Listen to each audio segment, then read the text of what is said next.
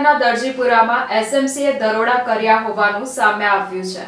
પ્રાપ્ત માહિતી અનુસાર વડોદરાના દરજીપુરામાં એસએમસી દ્વારા દરોડા પાડવામાં આવ્યા હતા। દારૂના કટિંગ સમયે એસએમસીએ દરોડા કર્યા હતા। મોડી રાત્રે 12:30 કલાકે બાતમીના આધારે એસએમસીએ દરોડા પાડ્યા હતા। દરોડા દરમિયાન પોલીસ પર બુટલેગરોએ હુમલો કર્યો હોવાનું પણ સામે આવ્યું છે। હુમલો થતા પીઆઈ આરજી ખાટે સ્વ બચાવમાં ફાયરિંગ કર્યું હતું। ફાયરિંગ બાદ 6 થી 7 બુટલેગર નાસી છૂટ્યા હતા। 3 બુટલેગરને એસએમસીએ ધરપકડ કરી છે। એક ફોર્ચ્યુનર કાર અને એક કન્ટેનર પોલીસે કબજે કર્યું છે। અંદાજિત કુલ 22 લાખના દારૂ સહિત 60 લાખનો મુદ્દામાલ કબજે કર્યો છે। કુખ્યાત બુટલેગર ઝુબેર સફી મેમણ સહિત અન્ય 5ને વોન્ટેડ જાહેર કર્યા છે। તમામ આરોપી અને મુદ્દામાલ હરણી પોલીસ મથકને સોંપ્યા છે।